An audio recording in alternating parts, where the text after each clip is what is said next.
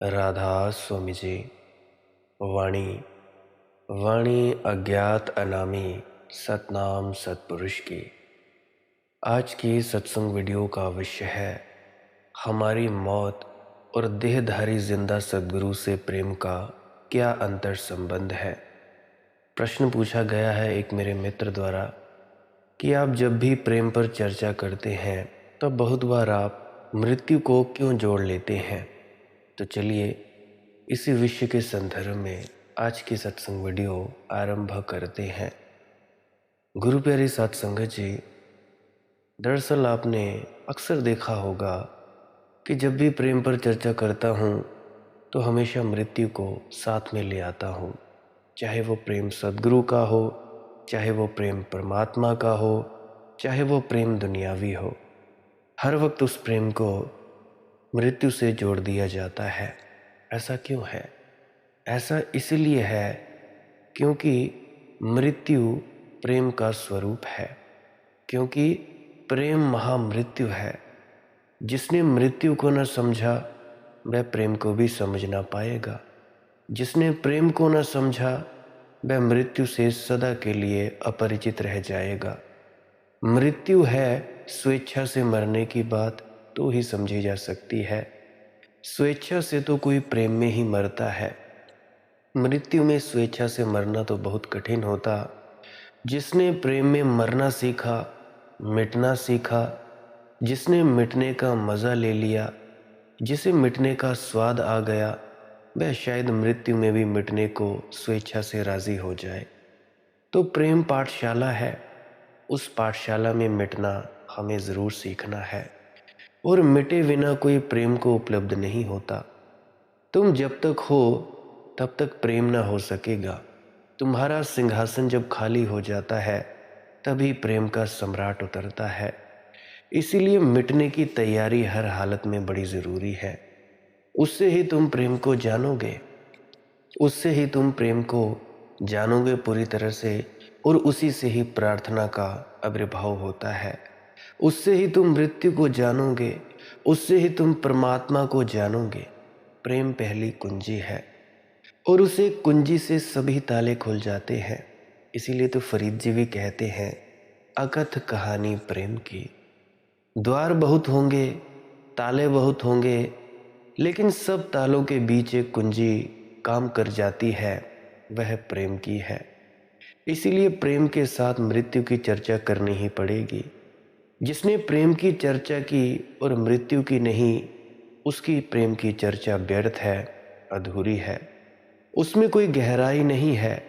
वह ज़्यादा से ज़्यादा आदमी की वासना की बात कर लेगा, कामना की बात कर लेगा, लेकिन प्रेम की गहराई छुई भी ना जा सकेगी। तुम्हें विरोधाभास लगता है क्योंकि तुम तो सोचते हो प्रेम यानी जीवन, और मैं तुमसे कहता हूँ प्रेम यानी मृत्यु। तुम्हें विरोधाभास लगता है क्योंकि ना तो तुम जीवन को जानते, ना तुम मृत्यु को। जीवन की गहनतम गहराई मृत्यु में है।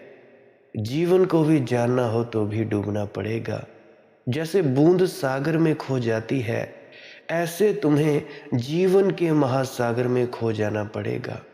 जीसस की जीवन की कथा का यही सार है। इधर सूली लगी, उधर पुनर्जीवित हुए। ईसाईयत भूल गई उस बात को, ठीक से समझ ना पाई, क्योंकि प्रेम को और मृत्यु को जोड़ना ईसाईयत को भी मुश्किल पड़ा। जीसस को मानने वाले जीसस के सूली चढ़ते वक्त सोचते थे जीसस मरेंगे नहीं, कोई चमत्कार होगा, मृत्यु से बचा लिए जाएंगे, क्योंकि वे भी मृत्यु से डरे थे। उन्हें पता ही ना था कि प्रेम की आखिरी गहराई तो मृत्यु है, क्रॉस है, सूली है। और जब जीसस मर गए सूली पर तो मित्र और अनुयायी विदा हो गए, उदास, थके हारे। कोई चमत्कार घटित ना हुआ।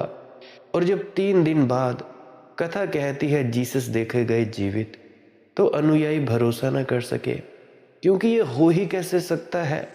जो मर गया सूली पर, वह पुनर्जीवित कैसे? असंभव। फिर चूक गए। प्रेम की गहराई मृत्यु है और मृत्यु से पुनर्जीवन है, नया जीवन है। ये जीसस की पूरी कथा इतनी ही है, ऐसा कभी हुआ या नहीं ये बात महत्वपूर्ण नहीं है। कोई सूली पर लटका फिर चला जमीन पर, ये बात महत्वपूर्ण नहीं है। ये तो एक बोध कथा है, सूली के बाद महाजीवन है। और इस कथा में एक बात समझ लेने जैसी है, उनके जो खास खास शिष्य थे, ल्यूक, मार्क, थॉमस, वे कोई पहचान ना सके। उनको पहचाना उनकी एक प्रेम करने वाली शिष्या ने। वह शिष्या भी असाधारण थी, वह एक वेश्या थी, मैरी मैगदलीन। ईसाइयत इसको झुटलाने की कोशिश करती रही है, इस बात को छिपाती है, क्योंकि ये बात जमती नहीं। बड़े बड़े अनुयायी संत जिन्हें ईसाइयत कहती है, वे न पहचान सके और पहचाना एक वेश्या ने। ये बात भी मैं मानता हूँ कारगर है, अर्थपूर्ण है, क्योंकि प्रेम ही तो पहचानेगा। वेश्या का प्रेम भी पहचान लेता है। प्रेम की ऐसी महिमा है, वेश्या का प्रेम भी पहचान लेगा। वेश्या के प्रेम में कितनी ही अपवित्रता हो तो भी प्रेम की एक पवित्र किरण तो मौजूद है। मस्तिष्क न पहचान सका, हृदय ने पहचाना, पुरुष न पहचान सके, स्त्री ने पहचाना। ये बात सोच लेने जैसी है। सोच विचार काम ना आया, हृदय की अंधी आंखें काम आ गईं। प्रेम की कहानी बड़ी महत्वपूर्ण है, पर मृत्यु को समझोगे तो ही समझ में आ पाएगी। और जो प्रेम में मरने को राजी है, उसे परमात्मा 1000 रूपों में जिला देता है, जिंदा करवा देता है। अभी कल ही एक व्यक्ति मुझसे पूछ रहे थे कि जो भी अस्तित्वगत है, जैसा कि प्रेम, काल, ध्यान, ये सब बेबूझ क्यों है हमारे लिए। तो मैं उन साहिबान को कहना चाहता हूँ, अस्तित्व रहस्य है, बेबूझ होना उसका स्वभाव है। बेबूझ होना कोई घटना नहीं है, कोई उलझन नहीं है जिसको तुम सुलझा सकोगे। बेबूझ होना अस्तित्व का स्वभाव है। इस भेद को ठीक से समझ लो। मान लो मैंने कोई कपड़े पहन रखे हैं, अभी मैंने एक स्वेटर पहन रखी है, तो ये जो मैंने स्वेटर पहन रखी है तो ये मेरा स्वभाव नहीं है। मैं दूसरी स्वेटर पहन सकता हूँ, दूसरी कोटी पहन सकता हूँ, मैं नग्न हो सकता हूँ, मैं कपड़ों का त्याग कर सकता हूँ। ऊपर की घटना है, संयोग है, स्वभाव नहीं है। पहना हूँ तो ठीक, उतार दूँ तो कोई कपड़े जबरदस्ती न कर सकेंगे कि हम उतरते नहीं। लेकिन फिर मेरी चमड़ी है, चमड़ी को उतारना बड़ा कठिन पड़ेगा। यद्यपि उतारी जा सकती है। संयोग वह भी है, थोड़ा गहरा संयोग है, लेकिन फिर भी संयोग है। चमड़ी भी खींची जा सकती है, उतारी जा सकती है। फिर उसके भीतर मैं हूँ, उस मैं को तो मुझसे अलग नहीं किया जा सकता। कोई उपाय नहीं है, कोई प्लास्टिक सर्जरी काम नहीं आएगी, क्योंकि वह मेरा स्वभाव है। जो भी मुझसे अलग किया जा सके वह मेरा स्वभाव नहीं है, संयोग है। कोई संयोग बहुत गहरा होगा, कोई बहुत गहरा नहीं होगा, लेकिन सब संयोग तोड़े जा सकते हैं। नदी नाव संयोग हम कह सकते हैं। कोई अनिवार्य नहीं है कि नाव नदी में रहे, ऐसा भी अनिवार्य नहीं है कि नाव में नदी रहे ही या नाव नदी में रहे। कोई अनिवार्यता नहीं है। नाव को तुम नदी से उठा लो तो कोई अड़चन नहीं है। नदी बिना नाव के हो सकती है और नाव बिना नदी के हो सकती है। संयोग ऊपरी है, लेकिन कुछ नदी का स्वभाव है, जैसे बहाव। नदी के बहाव ना हो तो तालाब हो जाएगी, नदी नहीं रहेगी फिर सड़ेगी। जिस नदी में बहाव न रहा वह सागर की तरफ जाना बंद हो जाती है, क्योंकि वह उसका स्वभाव था। उसके बिना वह नदी ही न रही। फिर तुम्हें उसे कुछ और नाम देना पड़ेगा, सरोवर कहो या कुछ और कहो, नदी न कह सकोगे, क्योंकि उसका बहाव भी खो गया।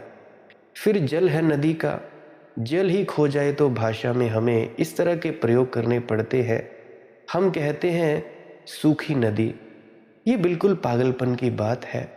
सूखी कहीं कोई नदी हो सकती है? सूखी नदी तो केवल नदी के ना होने का नाम है। कभी यहाँ नदी बहती थी, अब सिर्फ सूखा पाट रह गया है। मत कहो कि यह नदी है, इतना ही कहो कि कभी यहाँ नदी बहती थी, अब तो नदी का बिल्कुल अभाव है।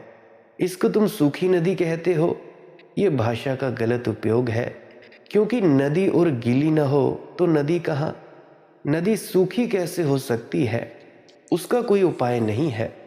तो अस्तित्व का स्वभाव है बेबूझता, रहस्य। कोई भी उपाय नहीं है कि हम उसे उतार कर अलग कर दें। साइंस कितनी चेष्टा करती है, यही चेष्टा करती है कि किसी तरह बेबूझपन मिट जाए, किसी तरह बात समझ में आ जाए, व्याख्या हो जाए, कोई सिद्धांत बन जाए तो जीवन को सुलझा दे। लेकिन विज्ञान ने जितने उपाय किए हैं उतनी ही मुसीबत बढ़ी है। चीज़ें सुलझी नहीं है और उलझ गई हैं। जितना विज्ञान गहरा गया है उतना ही उसने पाया कि और गहराइयाँ खुल गईं। एक रहस्य को लगता था सुलझा रहे हैं, 10 नए रहस्य उलझ गए। बहुत बड़े वैज्ञानिक एडिंगटन ने लिखा है कि 100 वर्ष पहले वैज्ञानिक सोचते थे हम बिल्कुल अब द्वार के करीब हैं। रहस्य का द्वार आया आया, अब खुला, अब खुला। ज़रा समय की देर है, थोड़े प्रयोग और, थोड़ी चेष्टा और। तो वे बड़े आश्वस्त थे। लेकिन इस सदी के प्रारंभ में आश्वासन डगमगा गया। द्वार पर आ गए, द्वार खुल भी गया, पता चला और नए द्वार हैं। जैसे प्याज को छीलो, एक परत निकली और दूसरी परत आ गई। प्याज तो कभी छिल भी जाएगा पूरा और हाथ में कुछ भी ना बचेगा। लेकिन जीवन, जीवन का ढंग ऐसा है, अस्तित्व का ढंग ऐसा है, परत पर परत है, कभी छिल नहीं पाएगा। तुम घाड़ते जाओ, उघड़ने को शेष रहेगा। तुमने महाभारत की कथा सुनी है? वह कथा महाभारत की नहीं है, विज्ञान और अस्तित्व की है। द्रौपदी का वस्त्र उघाड़ा जा रहा है, वह बढ़ता चला जाता है, बढ़ता चला जाता है और खत्म होने को नहीं आता। वे जो वस्त्र उघाड़ रहे थे वे द्रौपदी को नग्न करने को उत्सुक हुए थे। विज्ञान प्रकृति को नग्न करने को उत्सुक हुआ है, जान लेना है पूरा उसे। कथा है कि श्री कृष्ण वस्त्र को बढ़ाते चले गए, बढ़ाते चले गए। ये तो कथा है, कोई ऐसा कृष्ण बैठे नहीं।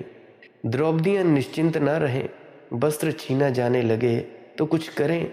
अभी कोई कृष्ण बैठे नहीं कहीं कि जो वस्त्रों को बढ़ा दें, नहीं। लेकिन कहानी बड़ी महत्वपूर्ण है, उसको यथार्थ मत समझना, उसको प्रतीक समझना।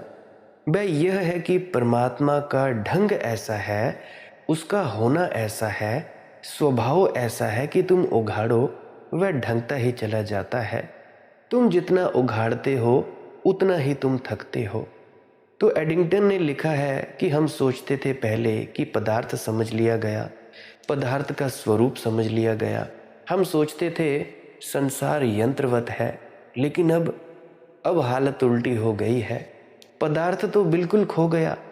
वैज्ञानिक कहते हैं पदार्थ जैसी तो कोई चीज़ ही नहीं है और अस्तित्व का स्वभाव विचार जैसा मालूम होने लगा, वस्तु जैसा नहीं। और भी रहस्य बढ़ गया। आइंस्टीन ने मरते वक्त कहा है कि जब मैंने शुरू की थी यात्रा खोज की, विज्ञान की, तो मैं सोचता था कुछ न कुछ हाथ लग जाएगा, कुछ हाथ नहीं लगा। इतना ही जान पाया हूँ कि जानना असंभव है। केवल इतना ही जान पाया हूँ कि जीवन के रहस्य को कभी पूरा खोला ना जा सकेगा। आइंस्टीन, एडिंगटन, प्लांक, बड़े वैज्ञानिक अंतिम दिनों में कविता की भाषा बोलने लगे, धर्म की भाषा बोलने लगे। जो वैज्ञानिक धर्म की भाषा तक न पहुँच जाए, जो वैज्ञानिक धर्म की भाषा तक न पहुँच पाए, समझना कि मीडियोकर है, थोड़ा मध्यम बुद्धि का है, बहुत गहरे नहीं जा सका। जो भी गहरे गए हैं उन्हें तो था मिली ही नहीं, उन्होंने तो कहा अथाह है। हाँ, जो किनारे पर ही बैठे रहे वे कहते हैं थाह है। जो गए गहरे में उन्होंने कोई थाह ना पाई। जो जितना गहरा गया उतना अथाह पाया। इसीलिए तो शेख फरीद जी कहते हैं अकथ कहानी प्रेम की, कहता हूँ लेकिन कहीं ना जा सकेगी। थाह लेता हूँ लेकिन अथाह है ये कहानी। चेष्टा करूँगा, जानता हूँ ये होगा नहीं। अस्तित्व का स्वभाव है रहस्य। अस्तित्व कोई समस्या नहीं है जिसको हल करना है, जिसे तुम हल कर सकते हो।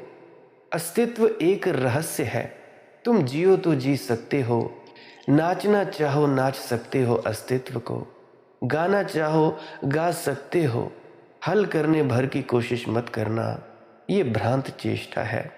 और होना भी यही चाहिए कि यह चेष्टा भ्रांत हो, क्योंकि तुम अस्तित्व के अंग हो। अंग पूर्ण को कैसे जान सकेगा, बूंद सागर को कैसे जान सकेगी। तुम अंशी हो, अंश अंशी को कैसे जान सकेगा। अभी अगर तुम सोचो कि तुम्हारे हाथ की उंगली है, तुम्हारे हाथ की उंगली पूरे शरीर को कैसे जान सकेगी। तुम्हारा एक बाल है, तुम्हारे शरीर का एक बाल तुम्हारे शरीर को कैसे जान सकेगा। तुम्हारी एक छोटी सी आंख है, ये तुम्हारे पूरे शरीर को कैसे जान सकेगी। तुम्हारे नाखून है, तुम्हारे रोम एक छिद्र है, एक छिद्र तुम्हारा रोम का जो तुम्हारी चमड़ी के ऊपर है, ये कैसे जान पाएगा कि तुम्हारा शरीर क्या है। उसी तरह से अस्तित्व तुमसे पहले है, तुमसे बाद भी रहेगा। तुम अंशी हो, अंश अंशी को कैसे जान सकेगा, ये कभी नहीं हो सकता। तुम अस्तित्व की एक लहर हो, लहर कभी भी समुद्र को नहीं जान सकती है। आए और गए, लहर की तरह आए और गए। तुम नहीं थे तब भी अस्तित्व था, तुम नहीं हो जाओगे तब भी अस्तित्व रहेगा। तुम कैसे इस अनंत को जान सकोगे, कोई साधन और तरीका भी तो नहीं इसको जानने का। तुम तो जागरण की एक छोटी सी घटना हो, जरा सी चेतना उठी है, जरा सा होश आया है, एक किरण उतरी है। इस किरण के सहारे तुम इस विराट को कैसे जान सकोगे, असंभव है। और अगर ये अहंकार तुम्हारे मन में आ जाए कि इसे जानकर रहेंगे, तो तुम्हें एक अवसर मिला था आनंद का, वह भी तुम खो दोगे। ज्ञान मत खोजना कभी भी, आनंद खोजना। यही फर्क है धर्म और विज्ञान का। विज्ञान कहता है ज्ञान खोजेंगे, धर्म कहता है आनंद खोजेंगे। विज्ञान कहता है इस आनंद का अर्थ ही क्या, जिसका हमें ज्ञान ना हो। सुकरात ने सिलसिला शुरू किया पश्चिमी विज्ञान का। सुकरात ने कहा है अपरीक्षित जीवन जीने योग्य नहीं है, unexamined life is not worth living. इससे शुरुआत हुई विज्ञान की। ये बीज है। जीवन को जब तक ठीक से न समझ लिया जाए, व्याख्या ना हो जाए, उसका परीक्षण ना हो जाए, तब तक जीने में क्या सार है। धर्म कहता है, संत मत कहता है, ज्ञान का क्या करोगे अगर उससे आनंद उपलब्ध ना हो, सदा की शांति उपलब्ध ना हो, तो क्या करोगे इस ज्ञान का। अचार लगाओगे, अचार की फैक्ट्री डालोगे, ज्ञान का ढेर लगा लोगे। ज्ञान के पहाड़ भी इकट्ठे हो जाएं तो भी आनंद की एक बूंद भी तो उससे नहीं निचुड़ सकती। ज्ञान का करोगे क्या, ज्ञान किस लिए। अगर तुम गौर करोगे तो ज्ञान का खोजी भी कहेगा कि ज्ञान पाकर मैं आनंदित हो जाऊंगा। तो धर्म कहता है जब आनंदित ही होना है तो इतने ऊहापोह की ज़रूरत क्या है, इतनी किताबें पढ़ने की ज़रूरत क्या है, फालतू जानकारियों को जानने की ज़रूरत क्या है। और ज्ञान कभी किसी को हुआ नहीं, जानकारी कभी किसी की पूरी हुई नहीं। हाँ, जो आनंद को उपलब्ध हो गए हैं उनका अज्ञान मिट ज़रूर गया है। ज्ञान कभी किसी को हुआ नहीं, जो आनंद को उपलब्ध हो गए उनका बस अज्ञान ज़रूर मिट गया है। उनके भीतर से ये भाव ही गिर गया कि कुछ जानना है। सारे प्रश्न मिट गए, उत्तर मिल गए हैं। ये मैं नहीं कह रहा हूँ, सारे प्रश्न गिर गए हैं, वे निष्प्रश्न हो गए हैं। और जहाँ प्रश्न गिर गए, जहाँ कोई खोजने की बात न रही, वहाँ जीवन की पुलक, जीवन का अहोभाव उठता है। मानो कि अगर तुम प्यासे हो, प्यास लगी है तुम्हें, गला सूखा पड़ा है, रेगिस्तान में तुम गए हो।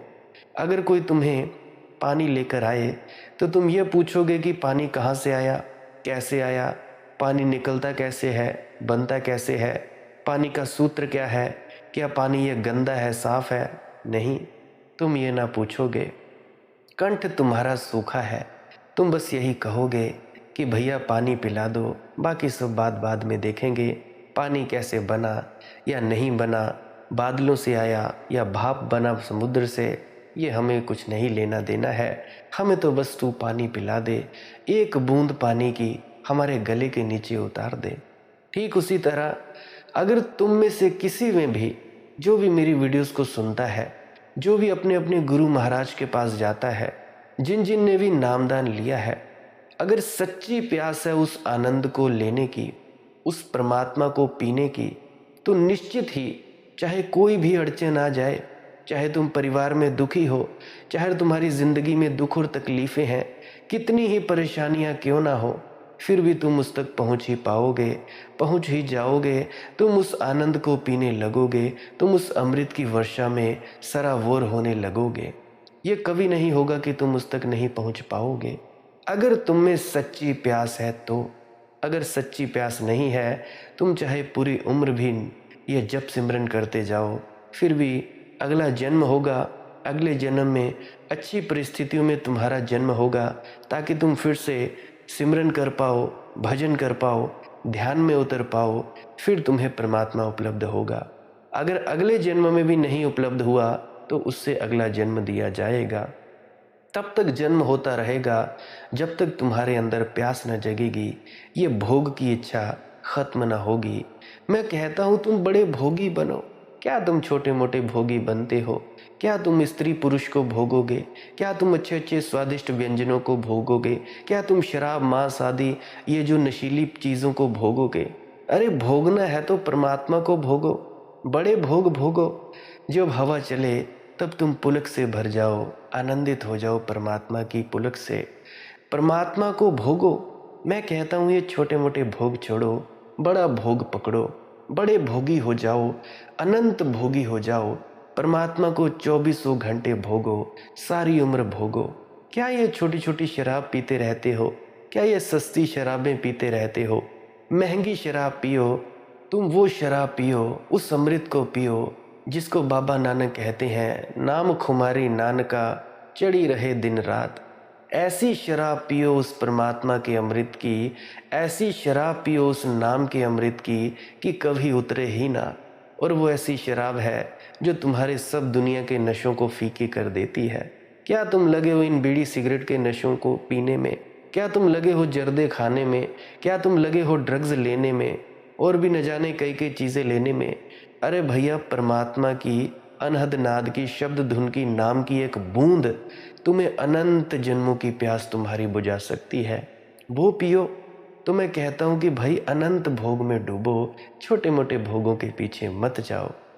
जब तक तुम दौड़ते हो, खोजते हो, तब तक नाचने की फुर्सत कहाँ?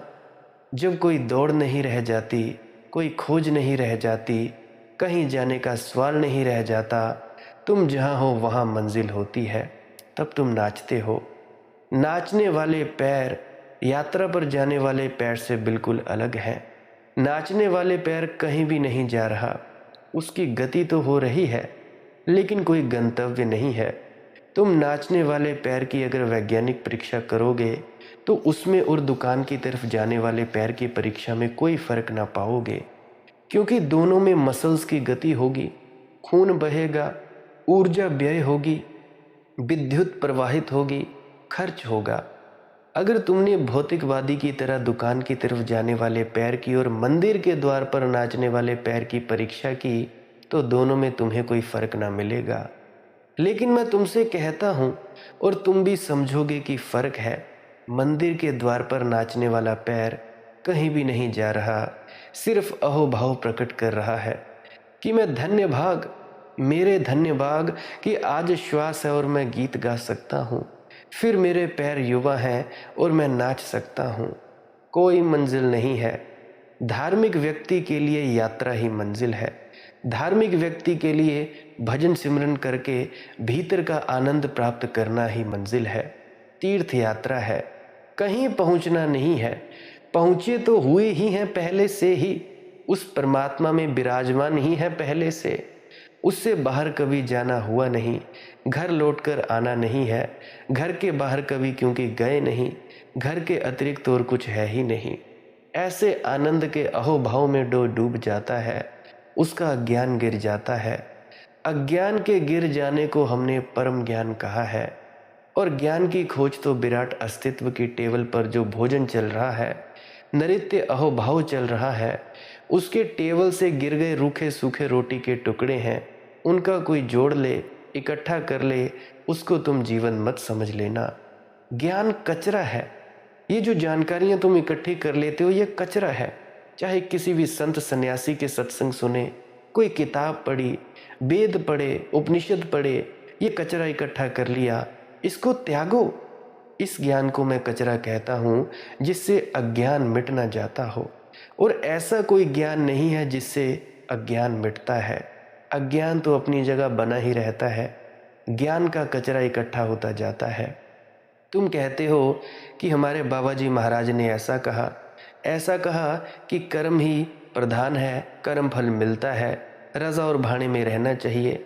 और तुम्हारे उधर कोई चांटा मार दे, कोई ज़मीन का एक टुकड़ा ले ले, कुछ भी कोई बोल दे तो तुम मरने मारने को राज़ी हो जाते हो। तुम्हारा बेटा मर जाए, तुम कहते हो हे परमात्मा ने हमारे साथ क्या किया।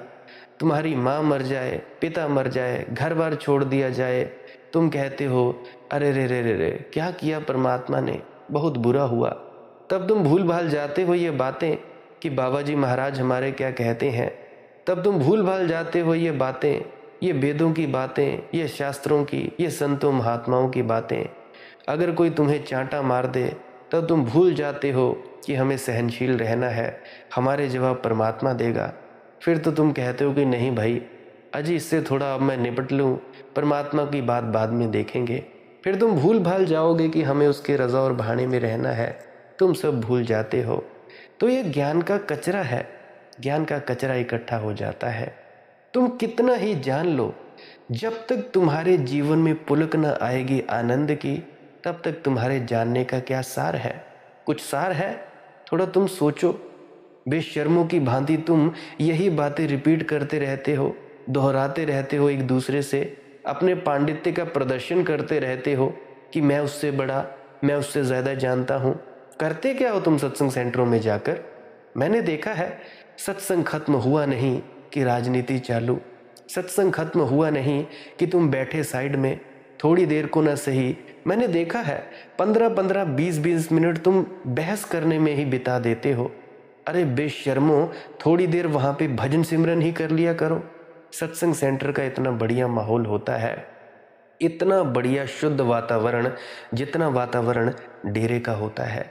अरे बेशर्मो, ज़रा ध्यान कर लिया करो, भजन कर लिया करो थोड़ी देर। जितनी देर तुम गप्पे लड़ाते हो वहाँ पे, फालतू की बकवासबाजी करते हो, जो स्त्रियाँ एक दूसरे की निंदा चुगली करती हैं, अरे कम से कम वहाँ पे बैठकर उस स्थान की मर्यादा तो रखो। क्या करते हो तुम? तुम जानते हो तुम सत्संग सुनते हो केवल इसीलिए कि दूसरे को नीचा दिखा सके। चाहे किसी की भी बात सुन ली, दो बातें सीख ली, दो वाणी के शब्द इस किताब से सीख लिए, दो वाणी के शब्द उससे सीख लिए, कुछ बाबा फरीद को सुन लिया, कुछ पलटू को सुन लिया, कुछ बाबा नानक या संत कबीर को सुन लिया। बस लगे तुम तोड़ते की तरह रटने, लगे तुम दोहराने कि हम ऐसे हम वैसे। अरे मूर्खो, तुमको कोई समझदार कहेगा या तुमको मूर्ख कहेगा? मैं तो मूर्ख ही कहूँगा। सच्चा समझदार व्यक्ति मैं उसे कहूँगा जो चुपचाप सत्संग के बाद घर पे या सत्संग सेंटर में बैठकर कोई फालतू की बकवासबाजी ना करे, मौन होकर भजन सिमरन करे। वहाँ पे बैठकर नामदान ना मिला हो तो चुपचाप बैठ जाओ। अरे सत्संग सेंटर में इतनी ऊर्जा का प्रवाह होता है, वहाँ पे भी बाबा जी की बहुत दया मेहर होती है। तुमने ना देखा होगा, मैंने उस चीज़ को महसूस ज़रूर किया है। ऐसा कोई सत्संग सेंटर मैंने नहीं देखा जो बाबा जी की दया मेहर से वंचित रहा हो, बाबा जी की ऊर्जा से वंचित रहा हो। हर सत्संग सेंटर में मैंने एक ही ऊर्जा पाई है, एक ही खुशबू पाई है, जो मेरे मुर्शिद की है, जो मेरे सदगुरु की है। वही खुशबू मैंने मुर्शिद के पास खड़े होकर पाई थी और वही खुशबू मैं अपने घर पे पाता हूँ, वही खुशबू हर एक सत्संग सेंटर में पाता हूँ। तो तुमको शर्म नहीं आती? अभी मैं देखता हूँ कि तुम लोग ऐसे ही फालतू की बकवासबाजी करते हो। अरे भैया, चुपचाप वहाँ पे भजन कर लिया करो। भजन सिमरन कोई फर्क नहीं पड़ता, चाहे तुम कितनी ही बाबा जी की बातें करो, क्या हो जाएगा? कुछ होगा? तुम कितना ही रोटी रोटी बोलो, पेट भरेगा? नहीं भरेगा ना। तो इसीलिए बैठो। कोई ज़रूरत नहीं है किसी की भी बात करने की, कोई ज़रूरत नहीं है सत्संग के शब्दों को दोहराने की। पहले अपना स्वार्थ देखो। स्वार्थ से मेरा मतलब, पहले अपना खुद का जीवन सुधारो, खुद को सुधारो, फिर दूसरों को सुधारना। जब तुम सुधर जाओगे तुमको देखकर दूसरों को प्रेरणा मिलेगी। तुम्हें पता नहीं कि कितने ही लोग तुम्हें कहते फिरते हैं कि जी जाते तो सत्संग सेंटर में हैं, सफ़ेद कपड़े पहन लेते हैं और घर पे आकर लड़ाई झगड़ा करते हैं। अरे तुम सब क्या जो सत्संग सेंटरों में रहते हो, जो वहाँ पे बर्ताव करते हो, घर पे नहीं कर सकते? क्यों नहीं करते हो? जो माहौल और वातावरण सत्संग सेंटर में होता है वो तुम क्या घर में नहीं कर सकते हो? कौन करेगा ये? तुमको तो अपने गुरु की निंदा करवानी है, तुमको तो अपने गुरु की बेइज्जती करवानी है। कोई कह देता है कि हाँ भाई तुम्हारा गुरु, तो तुम ऐसे याद रखना, बच्चे से उसके माँ बाप की पहचान होती है। बच्चे के संस्कारों से, उसकी रहनी और करनी से उसके माँ बाप की पहचान होती है। अगर कोई भी बच्चा गलती करता है ना तो उंगली उसके बाप पर उठती है। तो इसलिए हाथ जोड़कर विनती है, हाथ जोड़कर प्रार्थना है। कोई ज़रूरत नहीं है बातों को दोहराने की, कोई ज़रूरत नहीं है चाहे बाबा जी महाराज की ही क्यों ना हो साखी और बात कहने की। चुपचाप बैठो, मौन होकर अपने अंदर उतरो, तब तुम्हें माना जाएगा कि तुम सच्चे सत्संगी हो, सच्चे बाबा जी महाराज के नामदानी सज्जन हो। ऐसे कुछ भी नहीं होगा। बात मेरी कड़वी ज़रूर लगेगी, पर भैया मुझे विवश होकर मजबूरन कहना पड़ रहा है, क्योंकि बहुत से तुम्हारे सभी के दिमागों में मैं देखता हूँ बस यही चलता है। उस व्यक्ति की बात याद कर ली, बाबा जी की ये बात याद कर ली, ये क्वेश्चन आंसर सुन लिए, सवाल जवाब ने बाबा जी तो ऐसे कहते हैं। अरे भैया अपनी ज़िंदगी में उतारो तो सही। उतारना भी है या केवल याद ही करना है? ये सब कचरा है। करो सिर्फ वही कि अपने भीतर उतरना है, भजन सिमरन करना है। धर्म क्या कहता है? संत मत क्या कहता है? संत मत कहता है नाचो। विज्ञान कहता है ज्ञान मिलेगा तो हम आनंदित होंगे। धर्म कहता है आनंदित होते ही ज्ञान मिल जाता है। इसीलिए हमें परमात्मा की आखिरी व्याख्या में आनंद शब्द को रखा है। सच्चिदानंद वह आखिरी है, आनंद के पार फिर कुछ भी नहीं है। वह आखिरी आकाश है, आखिरी गंतव्य है, आखिरी अर्थ और प्रयोजन और नियति है। अस्तित्व का बेबूझ होना स्वाभाविक है। इसीलिए संत पुरुष बेबूझ मालूम पड़ते हैं, बाबा जी महाराज बेबूझ मालूम पड़ते हैं, क्योंकि उनसे अस्तित्व बोलता है। उनकी वाणी अटपटी मालूम पड़ती है, उनकी वाणी में अतक्रय कुछ छिपा हुआ मालूम पड़ता है। भारत में तो साधुओं की वाणी को हमने अलग ही नाम दे रखा है, सधुक्कड़ी। वह कोई साधारण भाषा नहीं है, सधुक्कड़ी है। उसका कुछ पक्का नहीं है कि वे क्या कह रहे हैं और क्या कहना चाह रहे हैं और क्या कह गए हैं। संत कबीर के वचनों को हमने उल्टवासी कहा है। वे सीधे सीधे वचन नहीं हैं, उल्टे मालूम पड़ते हैं। संत कबीर कहते हैं, एक अचंभा मैंने देखा नदिया लागी आग, कि मैंने एक अचंभा देखा है कि नदी में आग लगी है। क्या मतलब होगा?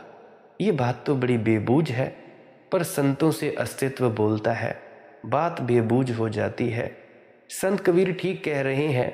संत कबीर ये कह रहे हैं, जो कभी नहीं हो सकता मैं होते देख रहा हूँ। तुम परमात्मा को पाए हुए हो और खोज रहे हो। नदियाँ आग लगी, तुम आनंद के घर में बैठे हो और रो रहे हो, जार जार आंसू गिर रहे हैं। नदियाँ आग लगी। एक अचंभा मैंने देखा कि परमात्मा परमात्मा की खोज पर निकला है। नदियाँ लागी आग। एक अचंभा मैंने देखा, तुम कभी ना मरोगे और मौत से कांप रहे हो। नदियाँ लागी आग। पर संत की वाणी बेबूझ है, उसको ऊपर से देखो तो उलटवासी है। अगर जीवन को समझो तो उसकी उलटवासी तत्क्षण सीधी हो जाती है। यही हुआ है। तुम हो अचंभे, मैं भी तुम्हें देखता हूँ, तो संत कबीर ठीक मालूम पड़ते हैं। किसकी खोज कर रहे हो? किसको खोज रहे हो तुम सब? जिसको तुम खोजने निकले हो उसको कभी खोया था कि चल पड़े खोजने? किसकी तरफ हाथ जोड़कर आकाश में तुम प्रार्थना करते हो? ये प्रार्थना करने वाले को तो जरा गौर से देख लो कि कहीं यही ना हो जिसकी तुम प्रार्थना कर रहे हो। कहाँ जा रहे हो? किस दिशा में? किस लिए? कहीं ऐसा ना हो कि जिसे तुम खोजते हो वह तुम्हारे भीतर बैठा है। फरीद जी ने कहा है, वह रब, वह परमात्मा तेरे भीतर है। तू कहाँ जंगल जंगल भटकता है? तो किसे खोजता है? खोज ही व्यर्थ है। खोज करने वाले में जिसकी खोज चल रही है वह छिपा बैठा है। जैसे बीज में वृक्ष है, ऐसे ही व्यक्ति में परमात्मा है। तब संत कबीर ठीक लगते हैं, नदियाँ लागी आग। और इसीलिए तो तुम कितना ही खोजो पा ना सकोगे। पाने का संबंध तुम्हारी खोज से नहीं है। पाने का संबंध इस बात से है कि पहले तुम ठीक से पता लगा लो कभी खोया था। कई बार ऐसा हो जाता है, खासकर जो लोग चश्मा लगाते हैं उनको हो जाता है। चश्मा लगा है और वे भूल ही जाते हैं और वे टेबल पर इधर उधर चश्मा देखने लगते हैं। तब अचानक उनको ख्याल आता है कि चश्मा नाक पर है। बस ऐसा ही कुछ हुआ है, नदियाँ लागी आग। तुम्हें कई दफ़ा ऐसा हुआ होगा। कलम कान में खोस ली है, पेन तुमने कान के ऊपर लगा ली है और सब तरफ खोजते फिर रहे हो। कोई छोटा बच्चा हंसने लगता है, वह कहता है कलम कान में लगी है, तब तुम्हें याद आता है परमात्मा खोया नहीं है, सिर्फ विस्मरण हुआ है। और विस्मरण हुआ है ऐसा कहना भी शायद ठीक नहीं है। तुम किसी और गोरख धंधे में अति व्यस्त हो गए हो, इसीलिए उसकी सूझ भूल गई है। बस तुम्हारा मन इतना उलझ गया है किसी धंधे में कि तुम भूल ही गए कि चश्मा आंख पर रखा है, याद ही ना रही। बहुत बार ऐसा हो जाता है, जब तुम बहुत जल्दी में होते हो तब देर होने लगती है। ट्रेन पकड़नी है, चाबी नहीं जाती ताले में। रोज़ चली जाती थी, आज नहीं जाती है। आज तुम कंप रहे हो, आज तुम भागे हुए हो।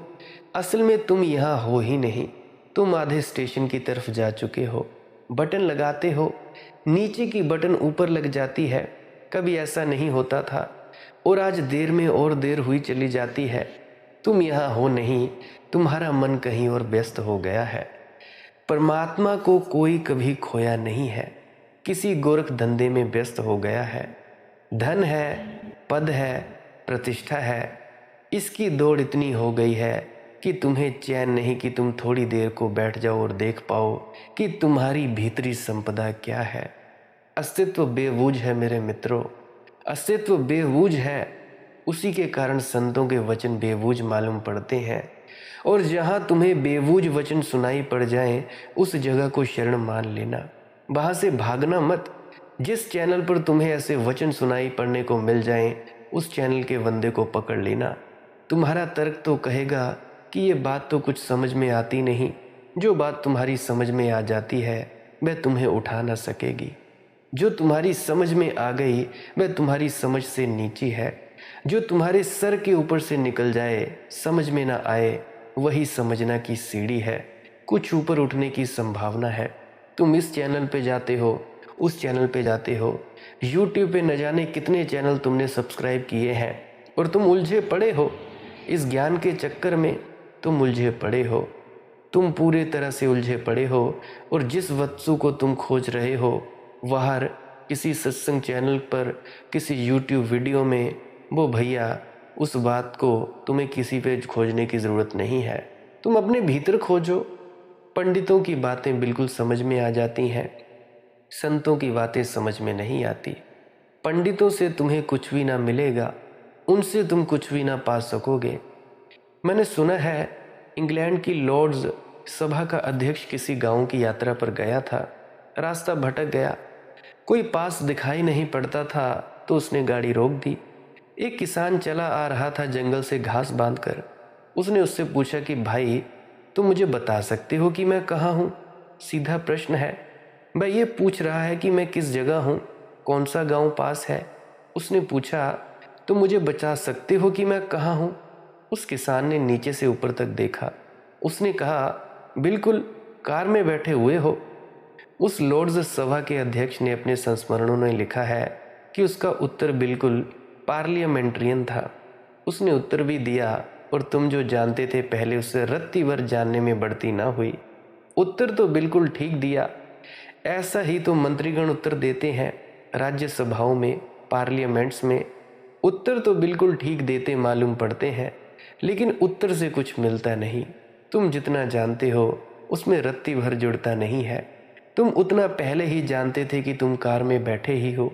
उस किसान ने उत्तर दिया वह बिल्कुल धारा सभा का उत्तर था।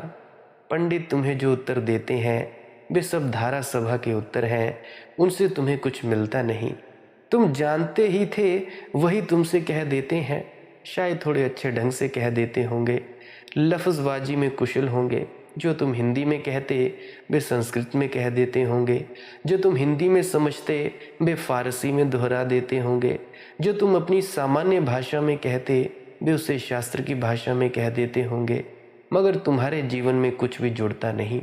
संत तुम्हारे जीवन को अस्त व्यस्त कर देता है, वह तुम्हारे जीवन में कोई क्रांति की घड़ी ले आता है। अगर संत के वचन को समझने की तुमने चेष्टा की, उसी चेष्टा में तुम सीढ़ियां चढ़ने लगोगे। जहां तुम बेबूझ को पाओ वहां रुक जाना, जल्दी मत करना। शायद वहां से कोई रास्ता अस्तित्व के लिए खुलता हो, परमात्मा के लिए खुलता हो। और जब तुम्हें जचे, रुचिकर लगे वो व्यक्ति, वो संत, तब उससे पूछना कि तुम्हारे आनंद का राज क्या है। आनंद का राज पूछने का मेरा मतलब पूछना कि तुमने ये चीज़ पाई कैसे, हुआ क्या तुम्हें। तो वो बताएगा कि भैया मैंने ये चीज़ की थी, मैं कहीं गया नहीं, मैं घर बैठा रहा। मैंने जो युक्ति ली है वो मेरे सद्गुरु ने मुझे बताई। मुझे सिर्फ भजन सिमरन करने के लिए कहा गया था, और वो भी काहे के लिए, भजन सिमरन काहे के लिए करने को कहा। तो वो कहेगा कि भजन सिमरन मैंने इसीलिए किया ताकि मैं जाग जाऊं, होश में आ जाऊं, जागृत अवस्था में आ जाऊं और देखूं आंख खोल के कि मैं कौन हूं। और तब मैंने पाया कि मैं तो वही हूं जिसकी मैं सदियों से खोज कर रहा था। जिसकी मैं खोज कर रहा था, परमात्मा की खोज कर रहा था, वो तो मैं ही हूं। मैं कहाँ ढूंढता फिरता था कि वहाँ परमात्मा है, वहाँ परमात्मा है। बहुत जन्म बिछड़े थे माधो, ए जन्म तुम्हारे लेखे। फिर वह संत यही कहता है। इसीलिए मेरी आप सभी से विनम्र प्रार्थना है कि भजन सिमरन अवश्य किया करें। भजन सिमरन बहुत ही ज़्यादा ज़रूरी है। रोज़ कम से कम 10 मिनट का भजन सिमरन ज़रूर किया करें। 2.5 घंटे नहीं बैठ सकते, कोई काम धंधे में लगे हो, 10 मिनट ज़रूर किया करें। भजन सिमरन है क्या? सिमरन है कुछ शब्दों को दोहराना जो तुम्हारे सद्गुरु द्वारा तुम्हें दिए जाते हैं, और अपने सद्गुरु के स्वरूप को अपने आगे आंखों के ध्याना। चुपचाप चौकड़ी मारकर बैठ जाना है, आंख बंद करनी है, सहजता से आंखों के बीच में अंधेरे की तरफ देखते रहना है। अंधेरे की तरफ देखते रहने से आपने अपना सिमरन शुरू करना है, शब्दों का जाप शुरू करना है। क्यों करना है? ताकि एकाग्रता प्राप्त हो, ताकि ख्याल बाहर ना भटके, विचारों में ना भटके, मन इधर उधर भागे ना। मन को बांध देना है इस सिमरन के शब्दों से। मन ये सिमरन के शब्दों को जपता जाए, और आपने दोनों आंखों के मध्य में देखते जाना है। कुछ देर बाद या तो आपको रोशनी दिखाई देगी, या तो आपको शब्द धुन सुनाई देगी। अगर रोशनी दिखाई दे तब भी बहुत अच्छा है, शब्द धुन सुनाई दे तब भी बहुत अच्छा है। फिर क्या करना है? भजन की अवस्था में, भजन की अवस्था यानी धुन सुनने की अवस्था। धुन सुनने के वक्त ख्याल वहीं दोनों आंखों के बीच में, और आप जी ने धुन सुननी है अपने राइट कान से दाएं कान से। ध्यान रखना है दोनों आंखों के बीच में, तीसरे तिल में। और तब धुन सुनते वक्त आप जी ने अपने सिमरन के शब्दों का जाप नहीं करना है, और ना ही सद्गुरु के स्वरूप को ध्याना है। सिमरन में सिमरन के शब्दों का जाप करना है और अपने सद्गुरु के स्वरूप को ध्याना है। कितनी मर्जी देर कर सकते हो, आधा घंटा, पौना घंटा, 2.5 घंटे, 1.5 घंटे, ये आपकी मौज है। और उसके बाद धुन सुनने के लिए ज़रूर वक्त देना है। आधा घंटा कम से कम ज़रूर देना है। अगर आप 2.5-3 घंटे सिमरन करते हो तो 1.5-2 घंटे भजन के लिए ज़रूर दो। अगर आप 2 घंटे करते हो तो आधा पौना घंटा तो ज़रूर दो। कम से कम 15 मिनट धुन सुनने को और 10 मिनट सिमरन करने को। अगर आपके पास वक्त की कमी है तो इतना तो ज़रूर ही करिए, और नियमित रूप से करते रहिए। रोज़ रोज़ धीरे धीरे धीरे धीरे वक्त बढ़ता जाएगा, जैसे जैसे आनंद बढ़ता जाएगा। यह है भजन सिमरन करने की प्रक्रिया। बाकी पूरा भेद आपको सद्गुरु से मिला होगा। क्या क्या करना है, क्या नहीं करना है, क्या अड़चने हैं, क्या दिक्कतें हैं, क्या परेशानियां हैं, वो तो आप जी को आपके सद्गुरु द्वारा बता ही दिया होगा, और आसन भी बता दिया होगा। पूरी तरह से गहराई से युक्ति बता ही दी गई होगी। नामदानी जो भी सज्जन है वो मेरी बात को ज़्यादा समझ पा रहे होंगे, जो भी साधक हैं मेरी बात को अच्छी तरह से समझ पा रहे होंगे। गुरु प्यारी साध संगत जी, आज का सत्संग यही समाप्त होता है।